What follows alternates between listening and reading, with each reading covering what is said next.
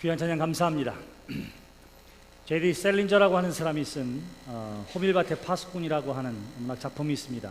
거기에 홀든 콜필드라고 하는 사람이 등장해요. 이 사람은 태어날 때부터 은수저를 물고 태어난 사람입니다. 다시 말하면 세상의 모든 행운 다 갖고 태어났다고 하는 것을 상징적으로 이야기해요. 자, 그렇게 태어나서 제일 비싼 돈을 주고 공부할 수 있는 그런 사립학교에서 또한 공부하면서 자라나게 됩니다. 이 콜필드가 자라나면서 어떤 생각을 했냐면, 내가 얼마나 어른스러운지를 좀 증명하고 싶은데 그걸 어떠한 방법으로 취하느냐 하면, 한 창녀를 돈을 주고 사서 잠자리를 같이 해요. 내가 이 정도 어른이다 이렇게 생각할 줄 알았는데, 막상 그러고 났더니 얼마나 자신이 허무하고 비참하게 느껴질지 모릅니다. 그러다가 그의 눈이 어디로 돌아가게 되냐 하면, 희망 그리고 꿈 그리고 그 실체라고 생각하는 영어 선생님을 만나게 되는데, 그 영어 선생님을 통해서 매우 많은 영향을 받게 됩니다. 그런데 그것도 잠시였어요. 그 영어 선생님이 알고 봤더니 동성연애를 하는 거예요. 그래서 이 콜필드에게 무리한 요구를 하기까지도 하게 됩니다. 그의 경험 속에서 나타나는 것은 뭐냐 하면, 세상에 무엇이든지 크게 믿고 의지할 것도, 내 인생에 필요한 대답을 주는 것도 없다고 하는 사실을 깨닫게 됩니다. 이 소설의 끝은 어떻게 맺느냐 하면, 이 콜필드가 결국은 정신병자 수용소에서 은수저를 물고 있는 것으로 끝나요. 아무리 좋은 행운을 가지고 태어났다 하더라도, 복을 가지고 태어났다 하더라도, 인생 속에서 만나게 되어지는 여러 가지 문제와 그리고 해결해야 할 것들을 온전한 방법으로 해결하지 못하고 해답을 얻지 못하면 그 삶이 어떻게 되어지는지를 우리에게 잘 보여주고 있는 소설입니다. 오늘 우리가 함께 읽은 본문 말씀에 보시면 한 사람이 나옵니다. 그도 이 소설에 나와 있는 콜필드만큼이나 아주 타고난 복을 가지고 나온 사람이에요. 그의 이름은 이삭입니다. 그의 아버지는 아브라함이었고, 아브라함은 이방 땅에서 부름받아 믿음의 조상이 되었던 사람입니다. 하나님이 만나주셨고 하나님이 복 주시고, 그래서 이삭은 태어나서부터 그 아버지가 어떻게 하나님을 믿고 섬기고 예배하는지를 날 때부터 봤던 사람이에요. 그리고 하나님께서 아브라함과 그 후손에게 복을 주시겠다고 약속하셨기 때문에 보장된 복을 가지고 태어난 사람이었습니다. 그리고는 그의 복이 정말로 어떠했는지를 좀 더 구체적으로 성경 말씀이 이야기해 주고 있는데, 25장 5절 말씀해 보시면, 아브라함이 나이가 늙어서 그리고 죽을 날이 얼마 남지 않은 것을 알고는 어떻게 하느냐 하면, 이삭에게 자기의 모든 소유를 주었다, 그렇게 이야기합니다. 재산을 이미 분배했어요. 상속해 주었다, 유산을 물려주었다, 성경은 그렇게 이야기하고 있는 것입니다. 이삭이 부모로부터 많은 유산을 물려받았다, 이렇게 이야기해요. 그러나 그의 삶에 다른 이복 형제들도 있었습니다. 자기보다 15살이나 많은 이스마엘이 있었고요. 그리고 그 이후에 자기 아버지가 재혼을 하게 되는데, 그두라라 하는 여인과 결혼을 해서 자그마치 6명이나 더 되는 자녀를 두었어요. 그러니까 이복 형제가 7명이나 있었습니다. 얼마나 문제가 많을 수 있겠어요. 아버지가 돌아가신 다음에 재산이나 하는 다른 분쟁이 있을 수 있는 일들이 얼마나 많이 있었는지 모릅니다. 그런데 그의 아버지 아브라함이 어떻게 했느냐면, 이 모든 일을 정리해 주었다고 성경은 이야기합니다. 그래서 6절에 자기 서자들에게도 재산을 주어, 그렇게 이야기해요. 서자들에게도 다 재산을 주어서 더 이상 죽은 다음에 재산 분쟁이 없도록 해놨다 하는 것이고요. 그들로 하여금 자기 아들 이삭을 떠나 동방 곧 동쪽 땅으로 가게 하였더라, 이렇게 이야기함으로 말미암아 같은 곳에서 살게 되면 부딪히면서 싸움과 분쟁이 있을 터일 것을 아브라함이 미리 알고 각각의 몫에 재산을 주고는 저 많이 떨어져서 각각 살도록 하게 했다, 성경은 그렇게 이야기해요. 믿음의 가정에도 자녀들에게 분쟁이 있는 것을 간혹가다 보게 됩니다. 유산 상속의 문제 때문에 믿음의 가정이 어려움을 겪게 되는 경우도 간혹가다 보게 됩니다. 믿음의 가정이요, 복도 타고났음에도 불구하고 어려움을 겪는 가정들이 간혹가다 있는데, 아브라함은 이 모든 일들을 다 미리 해결해 놓음으로 말미암아 그 아들 이삭이 평안 가운데 부유하게 평화롭게 살 수 있도록 마련해 놓았다고 성경은 이야기해요. 자, 이삭이 그러한 복을 받았습니다. 또 성경은 뭐라고 이야기하면 아버지로부터 이러한 복을 받았을 뿐만 아니라 11절에 아브라함이 죽은 후에 하나님이 그의 아들 이삭에게도 복을 주셨다, 그렇게 이야기해요. 육신의 아버지로부터도 유산 상속을 받고 이토록 평화로운 삶을 보장받았을 뿐만 아니라 영의 아버지신 하나님으로부터도 복을 받았다, 성경은 그렇게 이야기해요. 은수저를 물고 태어난 사람과는 비교할 수 없는 복이 저에게 있었다, 성경은 그렇게 이야기하고 있는 것이고요. 그래서 물질도 그리고 이 땅에서의 평화도 누렸을 뿐만 아니라 좋은 믿음의 아버지를 통해서 또한 신앙교육도 받았던 사람이라, 이렇게 말할 수가 있을 것입니다. 여러분들도 이삭과 같은 삶이 되기를 바랍니다. 그런데 이미 지나갔어요. 여러분들의 대부분은 이미 지나갔습니다. 여러분들이 아브라함과 같은 부모는 될 수 있어요. 근데 여기 보니까 이삭이 그러한 아버지로부터 복을 받았고 유산을 상속받았으며 또한 하나님으로부터도 복을 받았음을 이야기하고 있습니다. 자, 이와 같이 하나님으로부터 택함 받은 사람이요 하늘에 복이 있는 사람이요 육신의 부모의 유산을 물려받을 만한 복을 가지고 있는 사람이었지만, 그러나 이 믿음의 사람에게도, 이 믿음의 가문에게도, 이 복 있는 사람에게도 문제는 있었다, 성경은 그렇게 이야기합니다. 그 문제가 무엇이었습니까? 오늘 성경은 사소한 문제가 아님을 이야기해요. 그래서 오늘 우리가 함께 읽은 본문 말씀에 보시면 이삭이 그의 아내가 임신하지 못함으로, 그렇게 이야기해요. 여러분, 그 당시에는 더더군다나 하나님이 복 주심은 곧 물질의 복과 자녀의 복이라고 생각을 했어요. 자손이 많은 것이 복이라고 생각했던 그 시대에 여기 보니까 하나님이 복을 주셨다고 했는데도 불구하고 주지 않은 것이 있었으니 그것이 자녀가 없었더라, 성경은 그렇게 이야기합니다. 여러분, 결혼하면 얼마 만에 아이가 나와요? 네? 얼마 만에? 결혼을 하고 10달이 지나야 아이가 나게 됩니다. 그런데 여기 보니까 이삭은 몇 년 동안이나 아이가 없었느냐 하면 자그마치 적어도 20년 동안이나 아이가 없었어요. 20년 동안이나. 여러분, 20절에 이삭은 40세에 리브가를 맞이해서 아내를 삼았다, 그렇게 이야기합니다. 근데 이 리브가가 야곱과에서 이 쌍둥이를 낳은 때가 언제냐 하면 저 뒤에 26절에 보시면 리브가가 그들을 낳을 때에 이삭이 60세였더라, 그렇게 이야기해요. 자그마치 몇 년 동안? 20년 동안이나 아이가 없이 살았던 거예요. 아이가 없이 살았습니다. 우리가 먼저 기억해야 할 것, 믿음의 사람에게도 문제는 있을 수 있다 하는 것입니다. 하나님이 택함 받은 사람에게도 때로는 문제가 있을 수 있다 하는 것입니다. 기도하는 사람이라 하더라도 때로는 어려움이 있을 수 있다 하는 것이고요. 해결되지 않는 것들을 안고 살 수가 있음을 먼저 기억하시기를 바랍니다. 하나님의 사람이 그래서 무슨 문제가 있다, 누가 육신의 질병에 걸렸다, 혹은 믿음의 가문에 있는 아이가 사고로 쳤다 그러면 사람들이 어떻게 생각하지요? 저 뭔가 문제가 있어, 이렇게 생각합니다. 근데요, 그 문제는 하나님께서도 용납하신 문제예요. 그러므로 여러분들이 문제를 가지고 있다 하더라도, 혹은 다른 누군가가 그런 문제가 있다 하더라도 그것을 함부로 판단하거나 정죄하지 않은 여러분들이 되시기를 바랍니다. 이삭에게도 문제가 있었다, 성경은 그렇게 이야기해요. 그 문제가 해결되는데 얼마나 걸렸느냐 하면 20년이라고 하는 세월이 걸렸습니다. 20년이라고 하는 세월이. 그런데 아브라함도 그랬어요. 아브라함도 하나님께서 75세에 저에게 자손이 얼마나 많아질 것에 대한지, 자손에 대한 약속을 주셨음에도 불구하고 10년이 지나도 자식이 없게 되니까 아브라함은 어떻게 했다고요?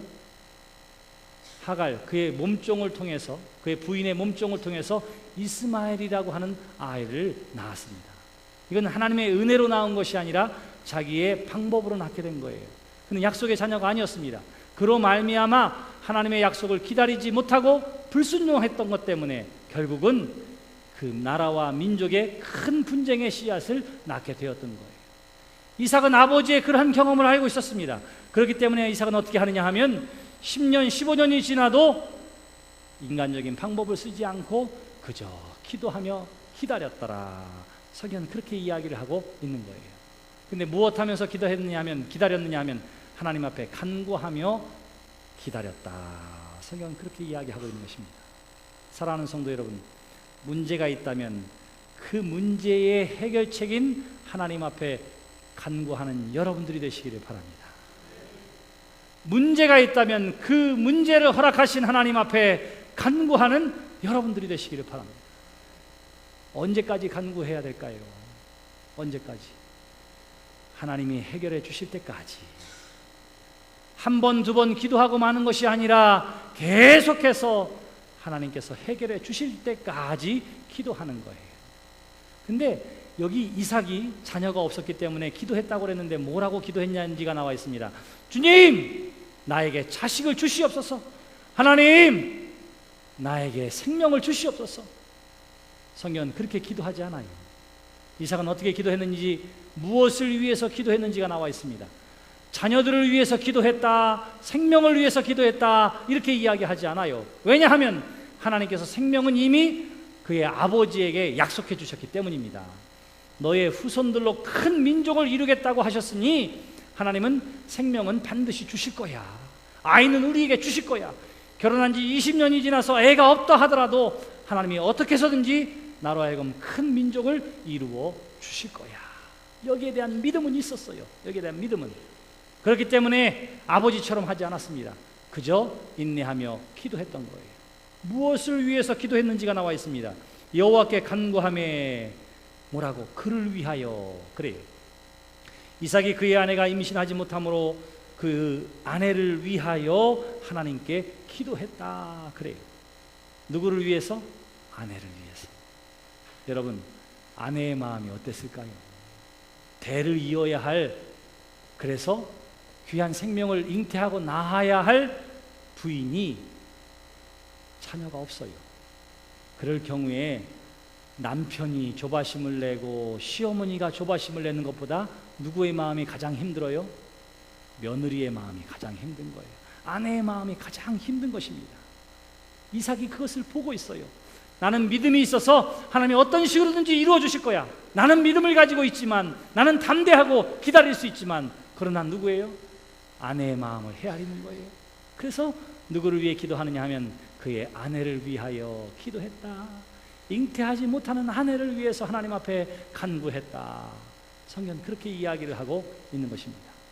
사랑하는 성도 여러분, 그 누군가를 위해 기도할 수 있는 여러분들이 되시기를 주님의 이름으로 축원합니다. 어떤 사람들 보면 자기가 제일 힘든 줄 알아요. 제일 힘든 줄 알아. 근데 실제로는 어때요? 그것을 바라보는 사람이 힘들 때가 얼마나 많이 있는지 몰라요. 어린아이가 아픕니다. 그 아이는 누가 제일 힘들다고 생각해요? 자기가 제일 힘들다고 생각해요. 그러니까 밤낮 없이 울어대는 거예요. 근데 그 아이보다 더 힘들어하는 사람이 있는데 그게 누구냐 하면 어머니예요. 어머니. 우리의 눈을 들어 잠시 주변을 바라보세요. 힘들어하는 그 누군가를 위해 기도할 수 있는 여러분들이 되시기를 바랍니다. 이삭은 믿음을 가지고 있었어요. 하나님이 어떻게 해서든지 해결해 주실 거야. 그러나 그 믿음 가운데에도 마음 아파하고 힘들어하고 어려워하는 아내를 위해 하나님 앞에 기도했습니다. 하나님께서 어떻게 응답하셨다고요? 성경은 뭐라고 이야기하냐면 그 아내가 임신하였더라. 성경은 그렇게 이야기해요. 임신하였더라. 이삭이 경험한 것이 있습니다. 리브가가 체험한 것이 있습니다. 그게 뭐예요?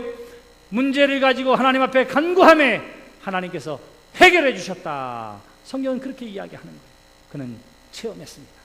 시편 34편 8절에도 보시면 너희는 하나님의 선하심을 맛보아 알지어다. 그렇게 이야기해요. 너희가 하나님 앞에 기도하면 하나님의 선하심을 체험하게 되는 줄 믿습니다. 우리가 하나님 앞에 간구하면 하나님이 얼마나 우리의 기도에 응답해 주시고 우리를 사랑해 주시는지를 체험하게 되어 주실 줄 믿습니다. 사람들은 난 똑같이 이 사람이랑 신앙생활을 함께 시작했는데 왜 나의 믿음은 이것밖에 되지 않을까? 이렇게 생각하는 사람들이 있어요. 만약 그렇다면 하나님 앞에 목적을 가지고 기도하시기를 바랍니다. 하나님께서 그 기도 가운데 응답해 주심으로 말미암아 하나님께서 정말로 선하신 하나님이시구나 하는 것들을 체험하게 될 것입니다. 시편 84편 10절에 보시면 성경은 뭐라고 이야기합니까? 너의 입을 크게 벌릴지어다 하나님께서 채워주시리라. 그렇게 이야기해요. 목소리 높이 하나님 앞에 부르짖었더니 하나님께서 채워주시고 해결해 주시는 은혜와 은총을 우리가 경험하게 될 것이라고 이야기하는 거예요. 하나님 만나시기를 원하십니까? 하나님의 능력의 하나님이요 권능의 하나님이심을 체험하기를 원하십니까? 그렇다면 기도하시기를 바랍니다. 기도하세요. 기도하세요. 한두 번 기도하는 것으로 끝나는 것이 아니라 하나님이 해결해 주실 때까지 기도하는 여러분들이 되시기를 바랍니다. 왜냐하면 하나님은 가장 적절한 때가 언제인지를 이미 알고 계세요. 알고 계세요. 언제 무엇이 필요한지를 하나님께서 알고 계세요. 그렇기 때문에 그 때를 놓고 하나님 앞에 간절히 기도하면 하나님께서 해결해 주시는 놀라운 은혜와 은총을 경험하게 되어지는 줄 믿습니다. 이삭과 리브가가 하나님 앞에 믿음을 가지고 기도함에 임신함으로 말미암아 저들의 문제가 1차적으로 해결되어지는 기쁨을 얻게 되었습니다.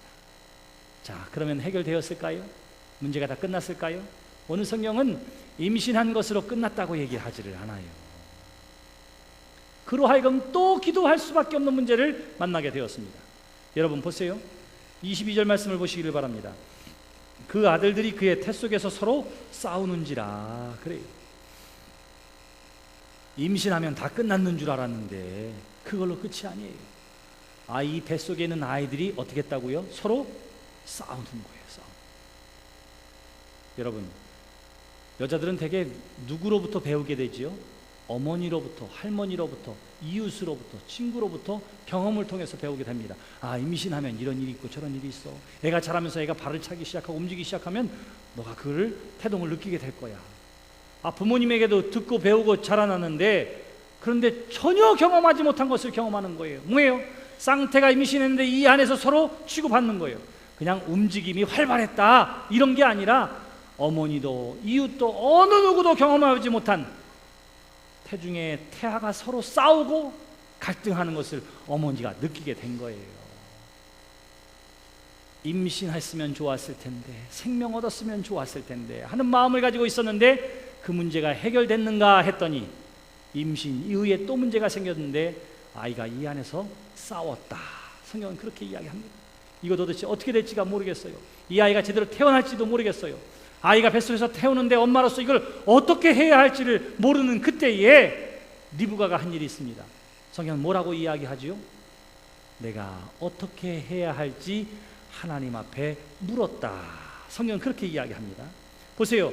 그가 이르되 이럴 경우에는 내가 어찌할꼬 하고 가서 여호와께 묻자온대.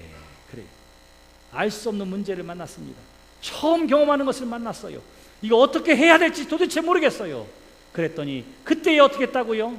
하나님 앞에 나아가 물었다. 성경은 그렇게 이야기하는 것입니다. 왜 사냐고 묻거든 그저 웃지요. 시인은 그렇게 대답했지만 여러분들이 만일 왜 사냐고 묻게 될 것이든 내 인생의 의미가 무엇인지 궁금하게 되거든 그 인생을 내신 하나님 앞에 묻는 여러분들이 되시기를 바랍니다. 다른 데서 해결책이 있는 게 아니에요. 누구에게? 그 인생을 허락하신 하나님 앞에. 하나님, 내 인생 가운데 왜 이러한 일들이 벌어졌는지 내가 도대체 알 수 없습니다. 나에게 왜 이러한 아픔이 있는지, 나에게 왜 이러한 슬픔이 있는지, 왜 나에게 이러한 문제가 있는지 여러분 알 수 없거든 누구에게 묻는다고요? 그 문제를 허락하신 하나님 앞에 묻는 여러분들이 되시기를 바랍니다. 리브가가 그렇게 했어요. 리브가가 하나님, 기도 가운데 임신한 것은 감사한데 어떻게 이 아이들이 뱃속에서 이렇게 싸우는지 나는 알 수가 없습니다. 내가 엄마로서 어떻게 해야 하는지 나는 알 수가 없습니다. 이 문제를 가지고 하나님 앞에 기도한 거예요. 아마 리브가는 자기 남편에게 먼저 물어봤을지도 몰라요. 여보, 아이가 왜 이러는지 몰라. 애가 건강한가 그렇지 뭔 소리야. 하나님이 다 알아서 하실 텐데 뭔 소리야. 아마 그랬을지도 몰라요. 리브가가 전혀 위로받을 데가 없었을 것입니다. 바로 그러한 때에 하나님 앞에 기도한 거예요. 그랬더니 하나님께서 어떻게 하셨는지가 오늘 성경에 나와 있습니다. 하나님께서 어떻게 하셨지요? 주의 천사를 보내주셔서 리브가의 배에 안수하게 하더니 저들이 싸움을 그쳤더라. 성경은 그렇게 이야기하지 않습니다. 하나님 앞에 간절히 기도했더니 하나님께서 그의 기도를 들으시고 아이들을 평안함 가운데에 태중에 머물게 했더라. 성경은 그렇게 이야기하지도 않아요. 저가 하나님 앞에 간절히 기도했더니 복대를 해라. 그러면 애들의 움직임이 좀 나아질 거다. 하나님께서 이렇게 가르쳐 주시지도 않았습니다. 성경은 뭐라고 이야기하지요? 도대체 어떻게 해야 합니까? 하나님 앞에 기도했더니 하나님이 어떻게 응답하셨는지가 나와 있습니다. 23절에 여호와께서 그에게 이르시되 두 국민이 내 태중에 있구나. 두 민족이 내 복중에서부터 나누이리라. 이 족속이 저 족속보다 강하겠고 큰 자가 어린 자를 섬기리라 하셨더라. 그래요. 어떻게 했다고요? 하나님께서 설명해 주셨어요. 주님 이거 어떻게 해야 됩니까? 라고 물었는데 하나님께서 어떻게 해야 될 것을 말씀해 주시지 않습니다. 하나님께서 이거 어떻게 해야 됩니까? 그랬더니 그 문제를 하나님께서 해결해 주셔서 아이가 싸우지 않게 했다. 성경은 그렇게 하지도 않아요. 하나님 제가 어떻게 해야 합니까? 라고 물었더니 하나님께서 친히 설명해 주셨다. 성경은 그렇게 이야기합니다. 다시 말하면 두 아이가 다 하나의 큰 민족을 이루게 될 터인데, 그리고 민족의 조상들이 될 터인데, 그러므로 말미암아 그 안에서 그러한 일들이 벌어지게 된 것이다. 하나님이 뭐 했다고요? 설명해 주신 거예요. 설명해 주시는 거. 여러분, 문제가 해결되어지는 것만이 하나님의 응답이라고 말하지 않아요. 때로는 우리가 문제를 가지고 기도했더니 그 문제가 있게 된 이유를 하나님께서 우리로 하여금 알게 해 주시는 줄 믿으시기를 바랍니다. 이와 같은 일이 저 신약 성경에도 나와요. 고린도후서 12장에 바울의 이야기가 나오지요. 그가 질병의 문제를 가지고 해결 안 받기 위해 하나님께 3번이나 작정해서 기도했다. 그렇게 이야기해요. 3번이나 작정 기도를 했음에도 불구하고 하나님이 저에게 응답해 주셨는데, 그 응답은 뭐냐 하면 그의 질병을 깨끗게 나아주시는 것이 응답이 아니라, 하나님의 응답은 이거였어요. 내 은혜가 너에게 충분하다. 너가 질병을 가지고 있지만 그러나 내 은혜가 너한테 족한 줄 알아라. 이거였어요. 바울이 깨달았습니다. 아, 이거 말고도 하나님의 은혜가 나에게 넘쳐나는구나. 그리고 내가 이 육신의 아픔 때문에 기도했더니, 연약함 때문에 기도했더니 강하신 하나님이 나를 도우심으로 말미암아 약할 때 기도함으로 강해지는 비결이 여기에 있구나 하는 사실을 저가 체험하게 된 것이지요. 사랑하는 성도 여러분, 그러므로 알 수 없는 문제 앞에서, 해결되지 않는 문제 앞에서, 마음의 상처와 아픔 앞에서 무엇보다 하나님 앞에 기도하는 여러분들이 되시기를 바랍니다. 성경은 뭐라고 이야기하지요? 여호와께서 들으심에. 그래요. 우리가 설사 잘못된 것을 구한다 할지라도 하나님은 그 기도를 들어주시는 줄 믿습니다. 그리고 어떻게 반응하시느냐 하면, 때로는 이와 같이 임신함으로 말미암아 그의 문제를 즉각적으로 해결해 주시기도 하고, 때로는 싸움 가운데에 그 싸움을 잠잠케 하지는 않았지만 싸우는 이유를 하나님께서 설명해 주심으로 이 문제 가운데 우리를 깨닫게 해주시고 알게 해주시고, 때로는 하나님의 때가 있음을 우리로 하여금 계속해서 기도하게 함으로 말미암아 우리를 기도의 사람으로 만들어 주시는 줄 믿습니다. 그러므로 사랑하는 성도 여러분, 기도하는 일을 중단하지 마세요. 기도하는 일을 중단하지 마세요. 저는 계속해서 기도했습니다. 어떻게 하면 중단하지 않고 기도할 수 있을까요? 좋은 방법 중에 하나가 있는데, 그게 뭐냐 하면 작정하며 기도하는 거예요. 작정하며 기도하는 거예요. 너무 오랜 시간을 작정하기 어려우면 이렇게 작정하세요. 내가 이번 주에 딱 한 번 새벽에 하나님 앞에 가서 기도해야지. 일주일에 한 번 작정 기도하는 거예요. 1년이면 몇 번이에요? 52번이래요. 52번. 어떤 사람은 7일 동안 작정하면서 기도하는 사람이 있습니다. 7일 동안 작정하면서 기도했어요. 내가 작정했기 때문에 하나님 앞에 뜻을 정하고 매일매일 기도하기 시작했습니다. 또 7일을 작정하는 거예요. 또 7일 작정하는 거예요. 작정 기도의 유익이 여기에 있어요. 중단하고 싶은 때에, 그만두고 싶을 때에 우리로 하여금 다시금 하나님 앞에 무릎 꿇게 만드는 그 놀라운 기도의 힘이 그 안에 있는 것입니다. 지치지 않고 기도할 수 있도록 때로는 작정하며 하나님 앞에 기도하는 여러분들이 되시기를 바랍니다. 여기 이삭과 리브가가 어떻게 했다고요? 문제 앞에서 하나님 앞에 간구했다. 하나님 앞에 여쭈었다. 성경은 그렇게 이야기하고요. 바로 거기에 대해서 하나님께서 들으시고는 하나님의 방법대로 응답해 주셨습니다. 문제를 해결해 주심으로 때로는 이 문제가 의미하는 것이 무엇인지를 가르쳐주고 설명해 주심을 통해서,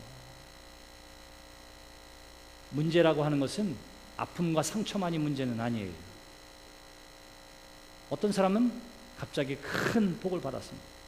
추석이 됐는데 예기치 못한 보너스를 받게 된 거예요. 예기치 못한 보너스를. 보통 사람은 어떻게 할까요? 아이고야, 이렇게 생각할 텐데 그는 그 큰 보너스를 받고 어떻게 생각하느냐 하면, 하나님, 내가 예상치도 못한 이러한 보너스를 받게 하신 하나님의 뜻이 무엇입니까? 하나님의 뜻이 무엇입니까? 이렇게 묻는 거예요. 오, 내가 전혀 생각지도 못했는데 갑자기 어떻게 이러한 일들이 나에게 벌어지게 됐습니까? 어떻게 했다고요? 알 수 없어요. 그래서 하나님 앞에 묻습니다. 하나님, 어떻게 할까요? 어떻게 할까요? 그가 다니는 교회에 한 선교사가 방문을 했습니다. 선교사가 방문해서 이야기를 하는데 뭐라고 이야기하느냐 하면, 여기에는 누가 차를 보내도 차를 탈 수가 없습니다. 기름도 많지 않고 고장났을 때 수리할 수 있는 사람도 없기 때문에 그저 오토바이를 타고 다녀요. 오토바이. 효율적인 선교를 위해서 나에게 오토바이가 필요합니다. 여러분, 기도해 주세요.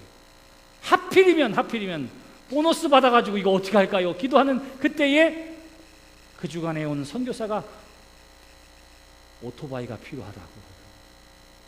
근데 그가 그를 어떻게 생각했느냐 하면, 아, 하나님이 이것 때문에 예상치 못한 것을 주셨나 보다 생각하고는 그것을 선교지에 오토바이를 보내는데 헌물했습니다. 그는 뭐예요? 하나님 앞에 묻는 사람이었습니다. 그리고 나서 그는 어떻게 생각했을까요? 목사님 말씀 따라 괜히 물어봤어. 묻지만 안 했어도 내 맘대로 썼을 텐데 아쉬우고 한탄하는 것이 아니라 얼마나 기쁨이 충만했는지 몰라요. 얼마나 기쁨이 충만했는지. 사랑하는 성도 여러분, 문제 앞에서 먼저 하나님 앞에 기도하시기를 바랍니다. 언제까지요? 끝까지 계속해서 해결함을 얻고 하나님의 뜻을 헤아릴 때까지, 깨우쳐 알려주실 때까지 쉬지 않고 기도하는 여러분들이 되시기를 바랍니다. 성경은 분명히 이야기했어요. 여호와께서 간구함을 들으셨다. 들으신 하나님께서 우리에게 응답하시는 방법은 즉시 해결해 주기도 하고, 때로는 기다리게 하기도 하고, 때로는 우리에게 알려주고 깨우쳐 주시기도 하시고, 때로는 그건 아니다, 하나님의 분명한 뜻을 우리에게 보여주시고 가르쳐 주시는 줄 믿습니다. 그렇게 함으로 말미암아 하나님의 선하심을 맛보아 아는, 하나님의 은혜와 능력을 체험하는 여러분들의 삶이 되시기를 바랍니다. 여호와 앞에 입을 크게 벌렸더니 하나님께서 채워주셨습니다 하는 간증이 있는 기쁨의 삶이 되시기를 바랍니다. 하나님께서 그렇게 해주시기를 원하세요. 기도합시다.